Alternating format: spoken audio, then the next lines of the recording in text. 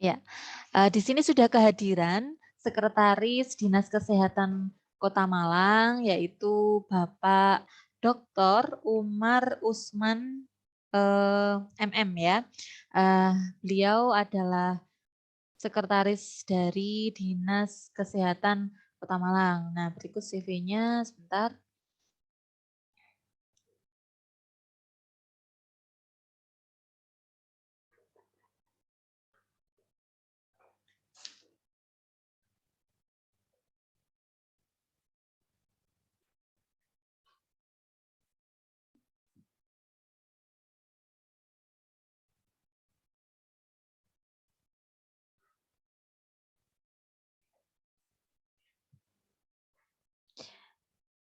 Ya, Dr. Umar ini lahir di Kota Malang ya, 11 November 1969.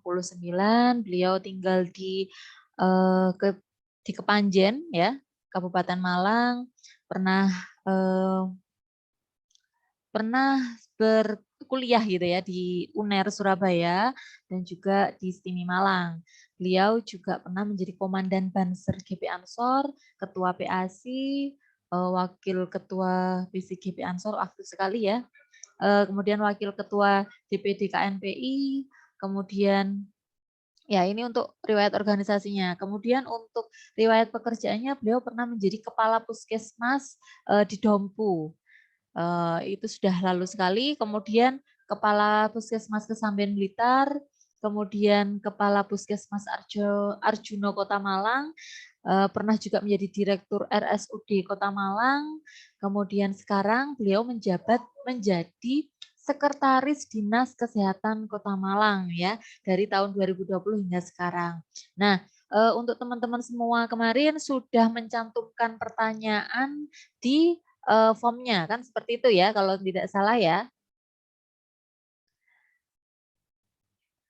Ya, Iya, Bu. baiklah. Ya, Kalau Bu. sudah berarti nanti siap-siap bertanya. Nah, aturan untuk pertanyaannya adalah silakan bertanya sekiranya kalian butuhkan untuk nanti menyelesaikan aplikasinya ini biar sempurna seperti apa. Nah, dan yang sudah dicantumkan kemarin ya, kalau bisa tidak jauh-jauh dari itu dan hmm, kalau bisa jangan mengungkapkan idenya biar teman-teman yang di sini yang pasti kan punya ide-ide masing-masing ya. Takutnya nanti ada yang akhirnya terpengaruh atau akhirnya mengganti mirip-mirip. Nah, takutnya seperti itu. Jadi nanti bisa diungkapkan saja pertanyaan-pertanyaan yang sekiranya kalian butuhkan untuk nanti menyempurnakan aplikasinya. Karena mungkin dengan melihat videonya kemarin masih ada yang miss atau belum jelas. Oke, saya langsung saja kepada Bapak Umar, mungkin ada sepatah dua patah kata sebelum teman-teman mengungkapkan pertanyaan. Assalamualaikum, selamat pagi dan salam sejahtera untuk kita semua. Ya, Iya, Pak Umar. saya tidak begitu jelas ya format-format yang di sini ini, tapi kita ikuti aja. Iya, Pak Umar. Jadi nanti seperti ini, Pak Umar. Teman-teman akan teman-teman sudah melihat video dari Bapak Umar kemarin yang wawancara dengan kami. Di situ teman-teman sudah membuat ide, Pak. Ide dari menemukan masalah dan membuat ide solusinya seperti itu. Rencananya nanti aplikasinya macam-macam dari teman-teman dan mereka ini sudah terjaring di 40 besar Pak sekarang ini. Ada sekitar 10 sampai 13 tim di sini yang sudah hadir yang memberikan ide solusi dari permasalahan Dinkes kemarin yang mereka tangkap. Nah, nanti setelah ini akan ada mentoring-mentoring dengan tim-tim fasilitator yang mana nanti akan dijaring kembali menjadi 10 besar, Pak. Seperti itu. Nah, sekarang ini mereka lagi berkompetisi sehingga mereka akan bertanya Pak untuk menyempurnakan aplikasi mereka kepada Bapak. Oke. Kita mulai mau nih ya Pak Umar ya. Siap. Baik, saya panggil dulu coba ada Deoms di sini, kelompok Deoms. Ada, Bu. Iya, silahkan dari kelompok Deoms ada yang ditanyakan tidak kepada Bapak Umar? Yang kemarin pasti sudah punya pertanyaan ya.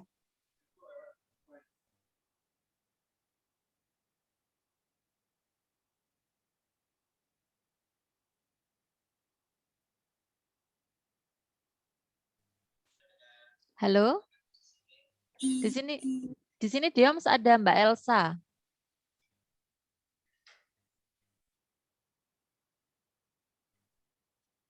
Oke, coba kita beralih ke desain. Mungkin lagi nge-lag kayaknya. Siapa dulu atau gimana? Saya tawarkan dulu aja. Siapa yang ingin bertanya kepada Pak Umar, silahkan. Saya, Bu.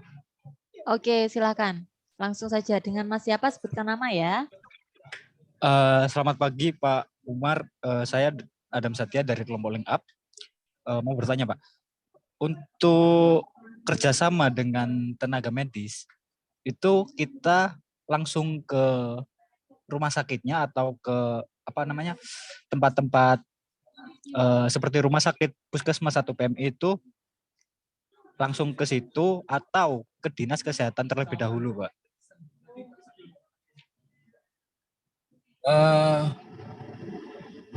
Kerjasama dengan nakes ya, tenaga kesehatan. Jadi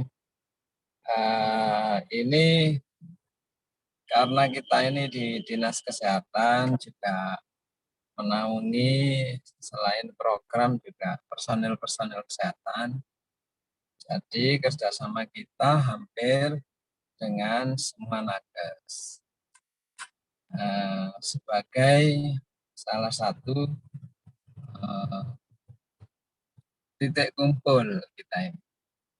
Apakah itu di fasilitas pelayanan kesehatan atau Fasiankes, ataukah yang berpraktek mandiri pribadi. Nah, itu. Lalu kita biasanya mengklasifikasikannya ada pelayanan primer dan pelayanan rujukan. Begitu Pak Adam. Boleh tanya sekali lagi nggak, Pak? Boleh, silakan. Misal kita sudah melakukan kerjasama dengan pihak-pihak tenaga kesehatan, tenaga medis, apakah kita perlu melakukan laporan atau konfirmasi ke dinas kesehatan, Mbak? Yang kerjasama ini panjenengan atau saya atau kami? Misal tim saya bekerja sama dengan tenaga medis dari berbagai rumah sakit. Nah, itu kita perlu melaporkan berupa laporan atau perizinan ke dinas kesehatannya. Ya, sifatnya mungkin surat pemberitahuan itu untuk koordinasi awal. Setelah itu dalam hal kerjasamanya kita bisa tetap mendampingi kalau diperlukan. Sedangkan laporan sebaiknya memang diberikan kepada kami, apakah itu berupa hasil-hasil kegiatan ataukah mungkin sebagai feedback kami dalam hal program-program yang sudah dilakukan bersama tadi. Biasanya apapun itu, apakah itu menjadi semacam data dasar kita ataukah sebagai hasil rekomendasi yang harus kita tindak lanjuti, nah itu semua kita berharap memang ada laporannya. Hey, gimana penanya? Apakah sudah puas untuk pertanyaan jawabannya? Baik, satu pertanyaan lagi ya, Bu. Silakan. Dari aplikasi yang kita buat, itu apakah dinas kesehatan bisa membantu kami dalam memasarkan aplikasi kita? Ya, kalau itu sebagai sebuah produk, tentu kita akan mencoba untuk mengkaji begitu. Kalau sangat berguna, ya pasti kita akan dorong untuk dipakai yang lain. Kira-kira paling tidak itu sebagai hasil dari mitra dalam hal beride, berinovasi begitu ya. Kira-kira begitu anunya, kerangkanya. Baik Pak, terima kasih atas jawabannya. Sudah cukup puas. Terima kasih Pak Umar, terima kasih Bu Lilis. Sekian dari saya. Iya. Oke, selanjutnya mungkin ada pertanyaan lagi. Sebenarnya kemarin dikumpulkan banyak. Bu. Oh ya, silakan. Dari Hector Tim, Mbak Baik. Mujiza, silakan. Terima kasih sebelumnya Bu Lilis. Assalamualaikum, selamat pagi Pak Umar. Pagi. Pak Umar lagi di jalan ya Pak. Mohon maaf kita mengganggu Pak. Oke, pertanyaan dari saya itu Pak, selama ini bagaimana cara tenaga kesehatan itu menangani pasien yang dalam keadaan darurat seperti serangan jantung, stroke, dan yang lainnya gitu. Apalagi dengan kondisi pandemi sekarang ini Pak. Oh, saya keluar malah nggak dengar. Tak masuk lagi aja. Bagaimana? Diulang? Selama ini bagaimana caranya penanganan dari tenaga kesehatan untuk menangani keadaan darurat seperti serangan jantung mendadak, stroke, dan keadaan darurat lainnya, Pak? Untuk hal-hal darurat, kita ada beberapa alur, beberapa SOP yang kita pakai ya. Apakah itu di tempat pelayanan kesehatan maupun di masyarakat. Tentu berbeda ketika di rumah sakit dan berbeda pula ketika di masyarakat. Jadi kalau di rumah sakit mungkin sarana, prasarana, dan tenaga sudah lengkap, maka SOP-nya juga akan langsung jalan sampai penanganan. Kalau di masyarakat mungkin pertolongan awal dan kemudian adalah alur untuk evakuasi atau menghantarkan si sakit ke pusat layanan. Oke, terima kasih Pak. Pertanyaan saya yang kedua, ketika nanti kita sudah melakukan pengembangan aplikasi ini Pak, apakah pihak rumah sakit dan puskesmas itu bersedia untuk memberikan tenaga kerjanya sebagai admin di aplikasi ini, Pak, sebagai mitra gitu?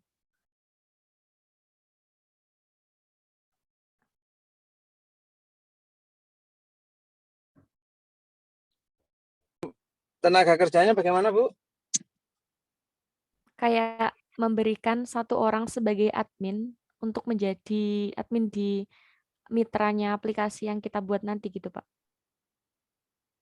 Oh ya, bisa saja. Ya tergantung MOU dan model kerjasamanya bagaimana. Bisa itu, sangat bisa. Berarti nanti mungkin ketika memang sudah kita melakukan pengembangan, kita bisa kerjasama melalui Bapak dan mungkin kami akan menindaklanjuti ke puskesmas dan rumah sakit terkait gitu, Pak ya. Betul, dan memang di era ini ya kita berharap namanya informasi IT, informasi dan teknologi ini bisa sangat membantu ya dari kerja-kerja kita yang semula mungkin serba manual, tapi sekarang akan ditolong, difasilitasi dengan teknologi. Tentu semacam aplikasi pasti akan kita tunggu. Ya mudah-mudahanlah sukses. Baik, amin. Ini Pak, terakhir, sebelumnya apakah sudah ada platform yang memang menaungi semacam kesehatan ini di Kota Malang sendiri, Pak? Di Malang Raya ini, Pak? Platform apanya? Ya seperti Platform entah aplikasi atau website gitu, Pak, yang memang untuk menangani pasien-pasien dalam secara online gitu, Pak. banyak ya, banyak aplikasi ya, beberapa ya, sebagian dikembangkan.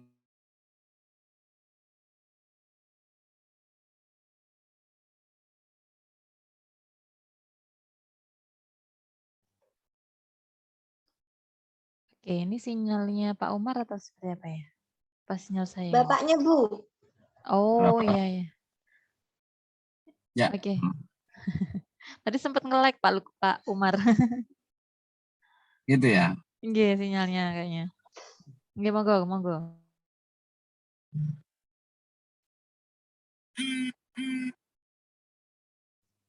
Tadi tentang aplikasi yang sudah digunakan oleh apa ya untuk bidang kesehatan, Pak. Tadi belum ini terputus. Nggih. Ya, jadi aplikasi-aplikasi yang sudah ada ketika memang sangat membantu itu akan kita gunakan. Hari-hari ini ketika di COVID ada namanya Silaca, itu adalah untuk melengkapi tracing, untuk memfasilitasi, untuk membantu ketika tracing COVID kemarin. Namun di hal-hal vaksin yang mendukung vaksin, imunisasi itu ada aplikasi Simile, sehingga pergerakan vaksin dan pelaksanaan kesasaran itu melalui itu. Nah, karena memang untuk urusan-urusan yang masif itu kalau dilakukan manual ya akhirnya paling enggak kertasnya itu jadi tebal, kalau nyari juga harus orak-arik gitu. Sehingga paperless yang dihasilkan paling tidak dari aplikasi itu sudah sangat membantu. Apalagi urutan-urutan digital itu kan kita tinggal ngeklik itu yang keluar. Mau nyari tinggal ngeklik itu yang keluar. Nggak usah orak-arik kertas lagi. Kira-kira begitu. Baik, terima kasih Pak Umar dan terima kasih Bu Lilis. Saya kembalikan ke Bu Lilis. Oke, Mbak Mukjizah dari tim apa tadi? Iya, itu. Saya lupa tadi timnya apa. Hector ya, tim Hector. Oke, kita ada waktu sampai pukul 10.30 ya Pak Umar. Nah, saya buka kembali untuk pertanyaannya. Siapa yang mau bertanya kembali? Vision, tim Vision ya. Silakan Mbak Anissa menyampaikan pertanyaannya kepada Dr. Umar. Baik, terima kasih Bu untuk waktunya. Saya izin bertanya, jika sudah menjalani kerjasama dengan tim kesehatan, apakah kami bisa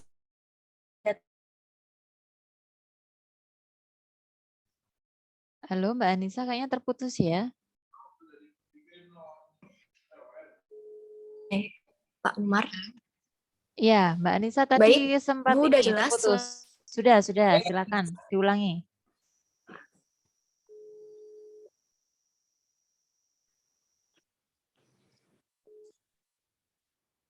Baik Bu, udah terdengar suara saya? Sudah Mbak Anissa. Baik, saya ulangi untuk pertanyaannya. Mohon maaf karena sinyalnya sedikit buruk. Nah, saya izin bertanya. Jika sudah menjalani kerjasama dengan Dinas Kesehatan, apakah kami bisa meminta data kesehatan pasien untuk proyek kami? Karena mengingat data pasien itu bersifat privasi. Seperti itu. Terima kasih.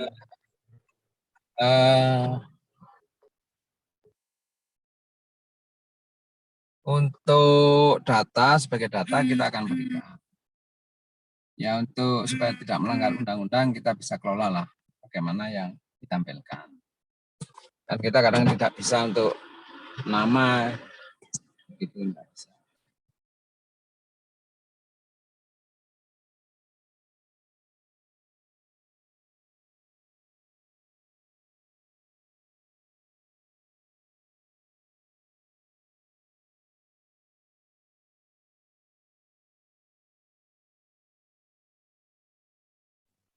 Pak Umar masih mute.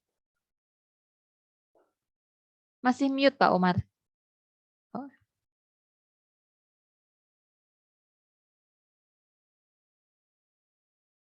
Ya, sorry. Tadi ke mute Sudah Pak ya? Umar. Ya. Oh ya, maaf. Jadi untuk data ya pasti kita akan berikan. Supaya tidak melanggar undang-undang, kita akan kelola mana yang bisa dikeluarkan dan bagaimana yang bisa dikeluarkan. Salah satu contoh, identitas pasien biasanya kita akan singkat inisial gitu. Misalnya salsabila kita singkat S begitu aja. Supaya kita tidak membocorkan rahasia pribadi dari pasien. Alamat biasanya kita tidak sampaikan lengkap kecuali untuk pelacakan. Semacam itu, jadi data tetap kita berikan. Hanya kita juga jaga kode etik supaya kita tidak melanggar undang-undang. Oke, gimana Mbak Anissa? Baik, terima kasih untuk Pak Umar untuk jawabannya.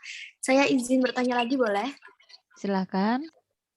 Baik, untuk pertanyaan saya yang kedua, apakah selama ini aplikasi yang sudah digunakan dalam masyarakat khususnya untuk SDM-nya itu apakah sudah mendukung atau sudah mensupport? Seperti itu. Maksudnya gimana? Maksudnya dalam aplikasinya ini, khususnya dalam hal SDM-nya itu apakah sudah mensupport seperti itu, Pak? Ya relatif ya, relatif. Ya, ada yang SDM kita yang sudah sangat gaul gitu ya, tapi ya mungkin ada yang sebagian besar atau sebagian kecil kita harus belajar lagi. Ya lihat aplikasinya semudah apa juga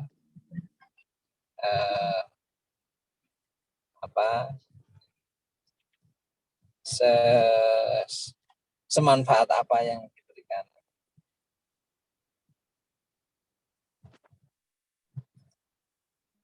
Ya gitu kira-kira. Ya, Baik, gimana? Pak, terima kasih. Oke, sudah Mbak Terima Anissa? kasih, Pak. Sudah, Bu. Terima kasih untuk Pak Umar dan Ibu Iya, Widya. sama-sama. Terima kasih. Ya, silakan kembali. Ada yang mau ditanyakan kembali kepada Dokter Umar. Mumpung ini loh ada Dokter Umar ya, yang nanti mungkin teman-teman akan, siapa tahu aplikasinya bakal dibutuhkan oleh pihak dinas kesehatan gitu ya. Bakal kita beli, Bu. Oh, bakal kita beli loh. Ayo Rek, semangat Rek. Ya, siapa lagi yang mau bertanya?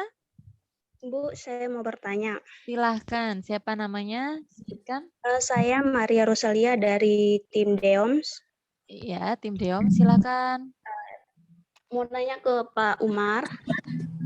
Pak, bagaimana atau apa upaya Dinkes untuk menangani masyarakat yang menolak untuk divaksin? Kan banyak nih yang menolak divaksin setelah mendengar banyak berita hoaks di sosial media, Pak. Ya, di statistik yang sudah dikaji para pakar yang contoh untuk yang menolak vaksin itu kan ada pilah-pilah ya, jadi ada yang takut disuntik itu sampai sekitar 26%. Ada yang karena termakan hoak itu berapa persen. Ada karena komorbid yang memang ada penyakit-penyakit penyerta yang harus diatasi dulu gitu ya. Ya tentunya terhadap beberapa faktor ya penyelesaiannya harus sesuai dengan faktor-faktor penyebab tadi.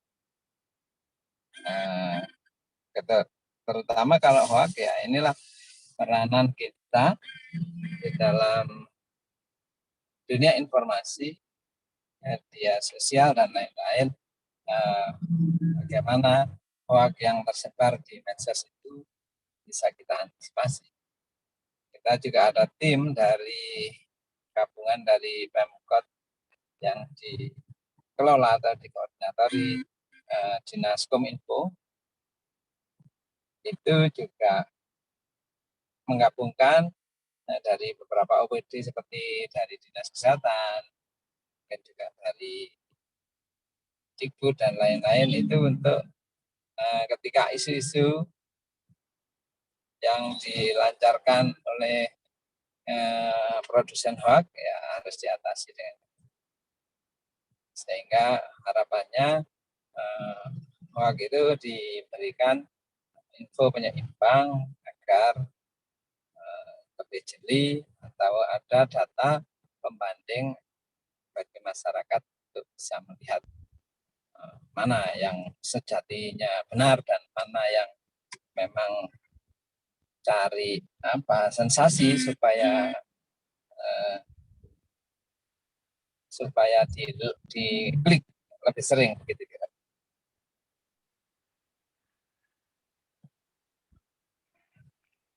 Ya itu kalau yang tentang takut disuntik ya harus kita rayu. Suntik itu ya sedikit saja sakitnya tapi banyak manfaatnya.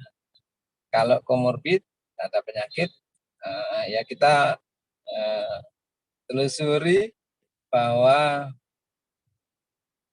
hanya sedikit penyakit yang mutlak tidak boleh disuntik. Sebagian besar adalah komorbid itu bisa dikelola. Ambil contoh darah tinggi. Ketika tinggi tidak boleh di atas 180. Tapi ketika diturunkan berhasil di bawah 180 ya divaksin. Juga ketika diabetesnya tinggi ya jangan divaksin.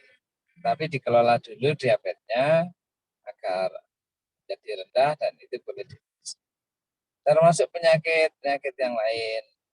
Dan itu biasanya di tempat layanan medis sudah disediakan ya alert layar yang menggambarkan itu supaya memang ini adalah bidang medis yang semua orang awam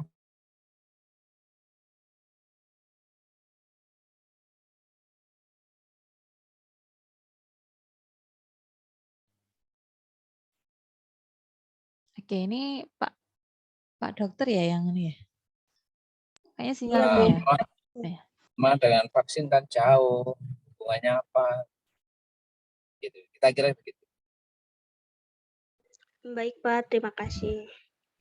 Sama-sama. Oke, dari tim Deom sudah cukup. Kita masih ada waktu 20 menit lagi. Silahkan teman-teman dimanfaatkan waktunya. Ya, siapa tahu nanti aplikasi kalian akan dibeli loh sama pihak dari mitra Dinkes. Ya, gimana? Ada lagi yang mau bertanya? Saya Bu. Oke, dari tim? Lemon Team. Ya, silahkan. Permisi Pak, saya mau bertanya. Silahkan langsung Mbak. Silakan. Di dinas atau puskesmas maupun rumah sakit dalam mengendalikan kelonjakan pasien yang terus meningkat.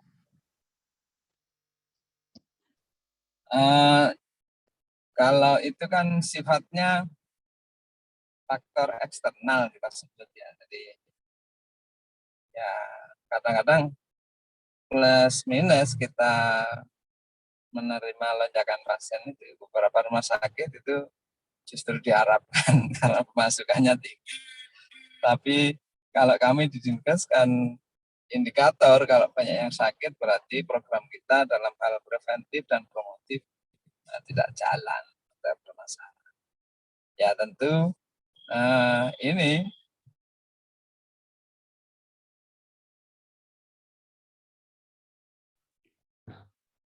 Kayaknya nge-lag lagi ya. Iya Bu. Iya, sebentar.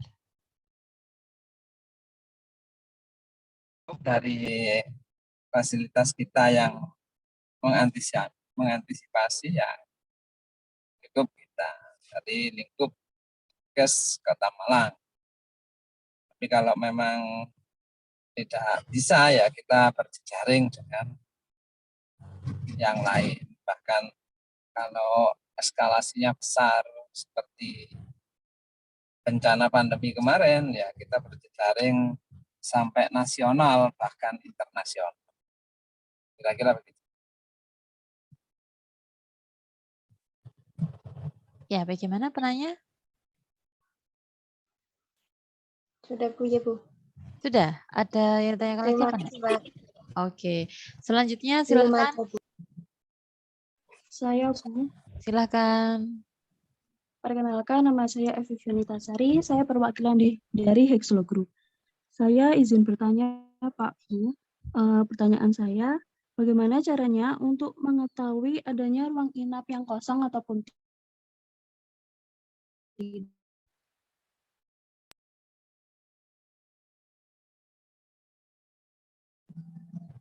Halo? Halo? Apakah suara saya sudah terdengar? Oke, sudah Oh, terdengar. Tadi suara- sempat terputus. Ya. Saya izin bertanya, bagaimana caranya mengetahui adanya ruang inap yang kosong ataupun tidak di sebuah rumah sakit secara cepat, seperti untuk pasien yang gawat darurat seperti itu? Ya, kalau data dan pergerakan dari rawat inap maupun ruang darurat, kita sudah ada aplikasinya, yaitu sehingga sudah terhubung, terkoneksi secara nasional. Kita ada banyak aplikasi yang mendukung itu, ada yang dari pusat, dari Kemenkes, ada yang dari BPJS, dan ada yang dari internal beberapa fasilitas pelayanan kesehatan. Karena pihak-pihak itu memang sangat berkepentingan. Misalkan BPJS ini monitoring atau pantauan terhadap fasilitas yang kosong dan yang sudah penuh. Mereka juga ingin perkembangannya bisa diikuti dari menit ke menit.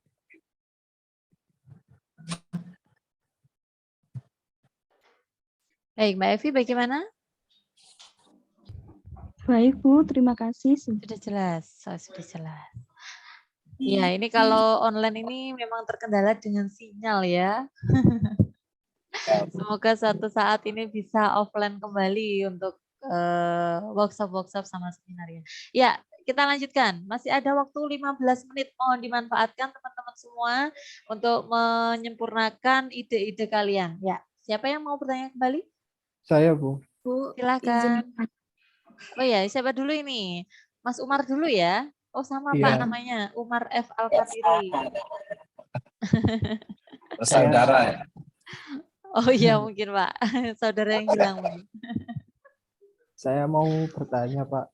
Oke Mas Umar silakan dari tim Fantastik. Apakah di Dinkes ada masalah yang sering terjadi atau terulang selain COVID-19?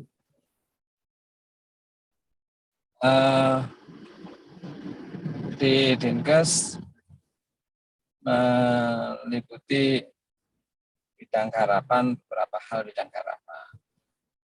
Baik itu di penyakit yang menular maupun tidak menular, juga apakah itu di bidang pelayanan kesehatan ataukah di fasilitas-fasilitasnya. Biasanya kita ini ketika volume dari permasalahannya itu meningkat, ini kita menjadi kewalahan. Apapun itu. Seperti contoh sekarang ini ya, yang biasanya kita sudah rutin untuk melaksanakan vaksinasi.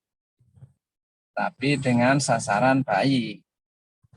Kira-kira mungkin sasarannya ya di bawah 50.000 setahun. Kadang permasalahannya lebih sederhana. Menghitung vaksin antara stok opnam berapa yang diterima dan sisa berapa, dipakai apa aja gitu, cepat kita bisa mantau. Tapi ketika masih untuk lebih dari 500.000 dosis, ini sampai sekarang kita merasa kedodoran karena angka-angka yang kita evaluasi itu masih banyak menimbulkan menampakkan kesenjangan. Ya, terus terang mungkin kami ini lagi dalam hal sinkronisasi berkali-kali, apakah di internal Dinkes, di petugas-petugas kami sendiri, ataupun bersama atasan kita di Dinas Kesehatan Provinsi maupun Kementerian Kesehatan Pusat. Kira-kira begitu, Mas.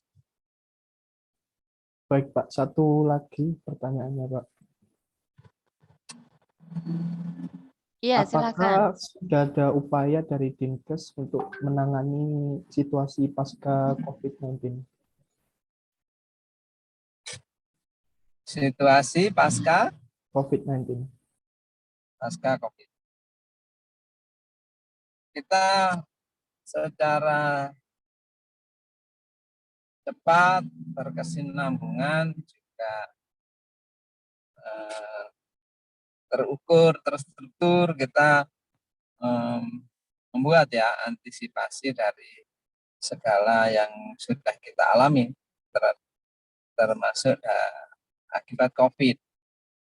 Nah, COVID ini di satu sisi adalah kita menangani penyakitnya. Di satu sisi menjadi tugas pokok adalah menyediakan pencegahannya. Karena kita tahu COVID kan virus. Sampai sekarang tidak ada obat yang betul-betul disimpulkan sebagai obat yang bisa menyembuhkan dari semua obat ya, masih upaya, dan apakah itu efektif apa tidak. Semua masih belum ada yang meyakini. Justru yang efektif adalah pencegahannya itu dengan vaksinasi. Maka kelompok besar itu bagaimana antisipasi terhadap COVID, tentu ya kita lakukan mulai dari COVID itu tidak bergejala tapi sudah positif, kita karantina di Savos kita atau karantina mandiri di rumah. Tapi bagaimana kalau sudah bergejala? Ini kita kelompokkan gejala ringan, apa sedang, apa berat.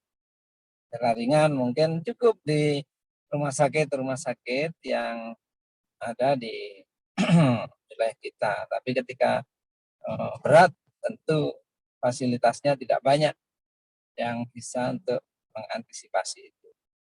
Kita sebut mungkin Saiful Anwar akhirnya menjadi andalan kita ketika sudah. Nah, itu terhadap penyakitnya sendiri. Lalu bagaimana terhadap pencegahan? Maka pola hidup sehat kita harapkan supaya imun itu tetap terjaga sebagai antisipasi dari. Lalu upaya dengan COVID itu adalah ya vaksinasi itu. Itulah yang kita harapkan ketika awal.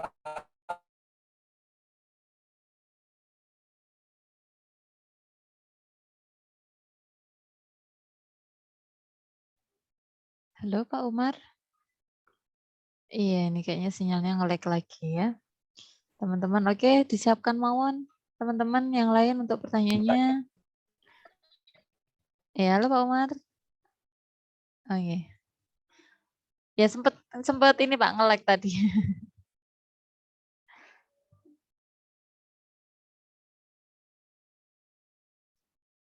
Oh ya, nge-lag lagi kayaknya ya. Ya, halo. Ya, halo Halo. Pak Umar. Nggih, halo Pak Umar. Itu ya. Kira-kira itu Mas. Jadi ada antisipasi sesuai dengan identifikasi masalah yang ada. Jadi masing-masing antisipasi adalah untuk menjawab dari permasalahan yang jenis permasalahan yang ada. Oke, gitu. Baik, Pak. Terima kasih. Iya, Oke, masih ada. sama-sama. Iya, masih ada waktu 7 menit, teman-teman. Mungkin satu tim cukup satu ya, kalau ada yang mau bertanya, ya biar bisa, sisanya biar bisa tetap bertanya ya. Silakan. Siapa lagi yang mau bertanya? Bu, saya ingin bertanya lagi boleh? Oh ya, silakan, silakan. Baik, Langsung aja. saya mau bertanya.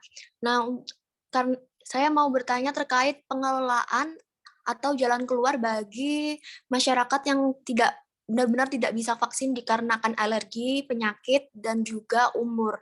Nah, itu pengelolaannya atau jalan keluarnya itu seperti apa ya, Pak ya? Karena mengingat secara di lapangan juga untuk orang yang benar-benar tidak bisa vaksin itu jarang diberikan surat atau data keterangan bahwa orang tersebut tidak bisa vaksin seperti itu.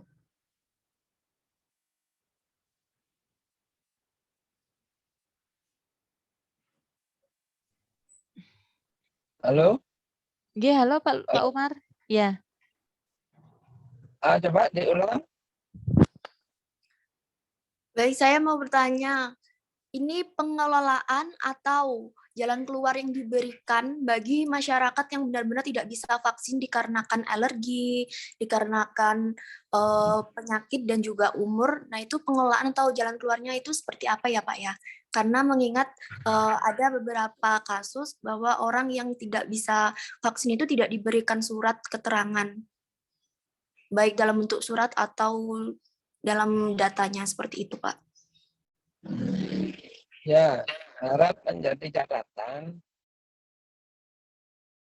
peraturannya ketika belum vaksin tidak bisa dapat sertifikat.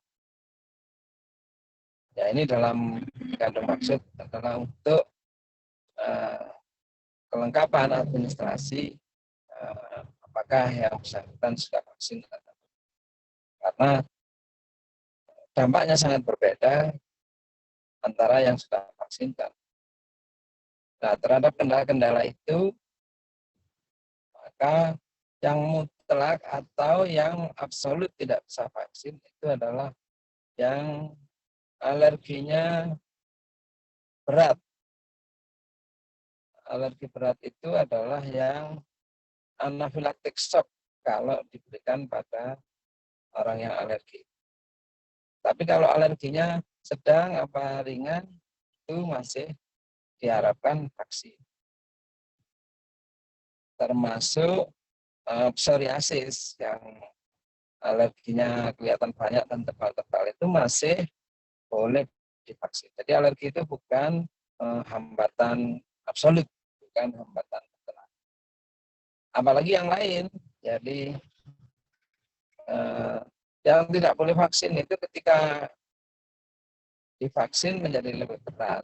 Misalnya ada batuk pilek, nah, itu sama sekali tidak boleh karena kalau divaksin malah vaksin yang diharapkan itu untuk kekebalan, tapi malah menjadi ancaman karena kita harapkan hanya untuk melatih, tapi justru dia akan betul-betul menjadi penyakit karena kita sudah sakit.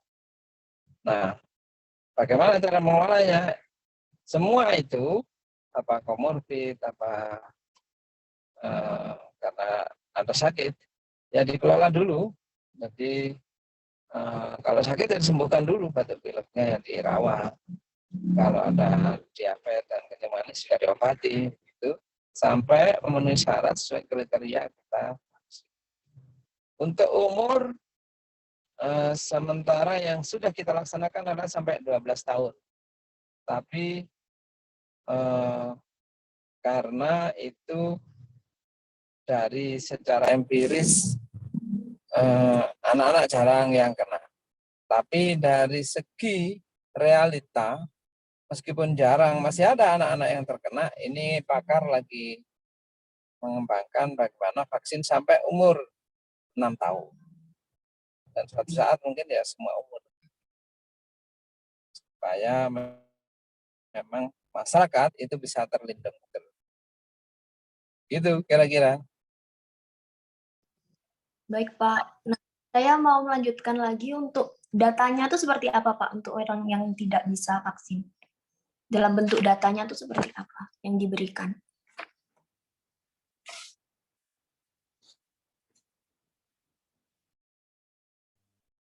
Oke, sabar ya, lagi nge-lag lagi kayaknya.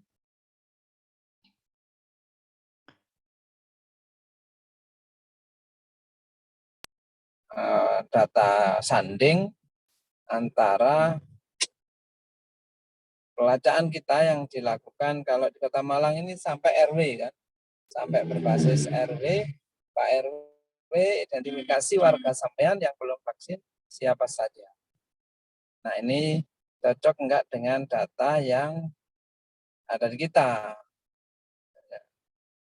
Data kita yang ada hanya yang sudah vaksin. Nah, digabungkan data sanding kita ini dengan upayanya Pak RW mencari dan menemukan warganya yang belum vaksin.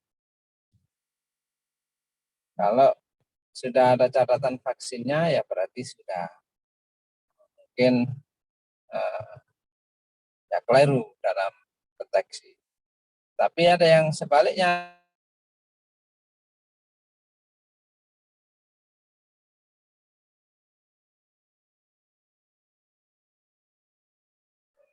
Halo Pak Umar. Nge-lag, Bu. Iya, nge-lag ya. Diharapkan berkenan ikut vaksin. Begitu. Ya, gimana Baik, penanya? Oke, Terima sudah. kasih jawabannya. Ya, terima kasih Mbak Anissa, terima kasih Pak Umar. Ya, ada lagi yang mau bertanya, satu pertanyaan lagi ya. Kemudian kita closing untuk breakout room ini. Satu lagi ya, ayo teman-teman.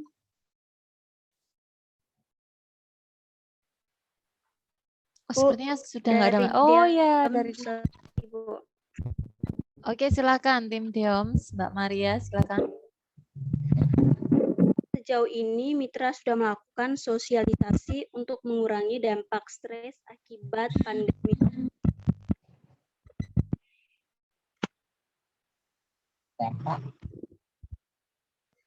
Dampak apa?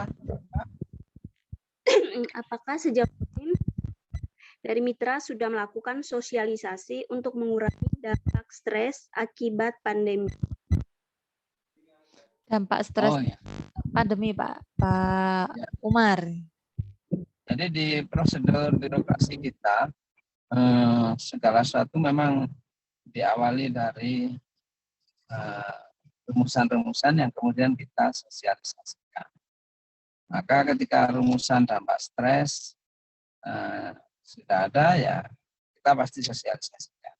Walaupun tidak menutup kemungkinan sosialisasi kita ini masih kurang.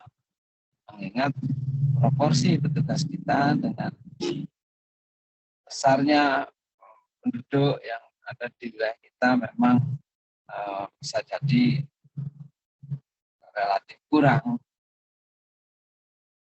Berapa puluh ribu masyarakat dan berapa kesempatan kita untuk sosialisasi. Tapi sosialisasi sebagai bagian penting dari kita menyebarkan informasi baik, pasti itu adalah langkah yang didahulukan. Karena tanpa sosialisasi kita akan sulit mendapat respon yang sesuai dengan yang kita harapkan dari niat-niat baik kita. Dan niat baik saja kalau tidak dipahami oleh orang yang menjadi sasaran kita, ya bisa jadi salah artikan atau salah paham dan bisa ditolak walaupun itu jelas-jelas. Apalagi hal itu tidak baik. Jadi hal baik pun harus disampaikan secara baik. Begitu.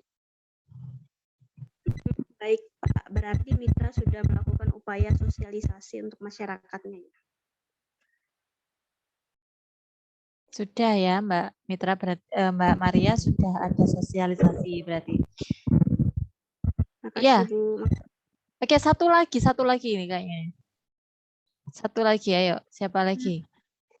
Masih ada kesempatan satu lagi sambil menunggu pemateri selanjutnya.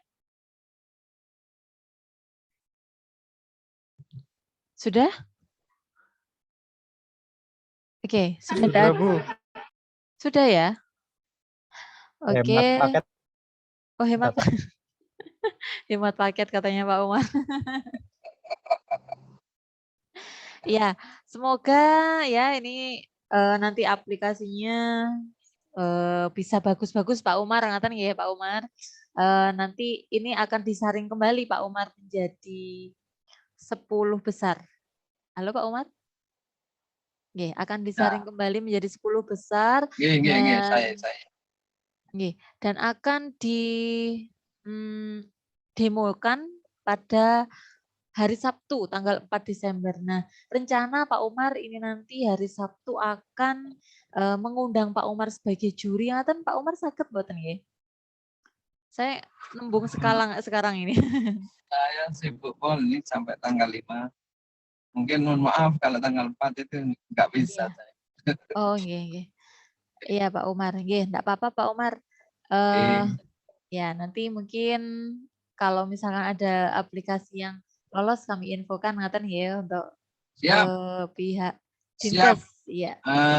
Teman-teman beli kalau itu kelihatan sangat membantu. Iya. Iya Pak Umar, nggih. Ya, baiklah. Saya rasa untuk sesi tanya jawab dengan pihak mitra sudah selesai untuk mitra dinas kesehatan. Mungkin Pak Umar sekarang ini masih akan ada kegiatan lagi ya Pak Umar ya. Sebenarnya Pak Umar sibuk sekali. Oke, teman-teman jangan keluar dari Zoom tapi bisa leave roomnya ya. Silahkan leave room. Untuk Pak Umar, terima kasih. Pak Umar mungkin bisa leave room, bisa ke main room, monggo. Kalau masih ingin ikut, seumpama masih ada kegiatan, monggo enggak apa-apa. Kalau aturi sakit leave dari Zoom-nya. Saya pamit ya. Ya, terima kasih. Terima kasih Pak. Terima kasih Pak Umar. Hati-hati di jalan. Semoga Pak Umar sehat selalu. Ya. Oke, leave semua ya, leave room ya.